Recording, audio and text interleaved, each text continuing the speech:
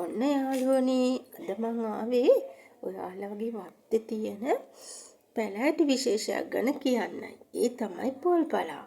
පොල්පලා වියලි කලාපයේ මෙන්ම රටේ ඕනම තැනක වැවෙන පැලෑටි විශේෂයක්. සුදු පාට මල් රාශියක් පිපෙන සෙන්ටිමීටර් 60ක් 70ක් පමණ උස පැලෑටි විශේෂයක්. පොල්පලා ගසේ සියල්ලම ඖෂධයක් ලෙස ප්‍රයෝජනයට ගන්නවා. මල්, පත්‍ර, මුල් ආදී සියල්ලම වාගේ ඖෂධයක්. උදේ ආහාරයට කැඳ වශයෙන් පානයට ගන්න පුළුවන්. මුත්‍රා අඩස්සිය ආදියට ප්‍රබල සුව පානයක්. වකුගඩු පිරිසිදු කරනවා, ඒ විෂ නසනවා, පණු අමාරුව, සෙංගමාලය, පාචන ආදී සියලුම ලෙඩ රෝගවලට ඖෂධීය පානයන් ලෙස භාවිතා කරනවා.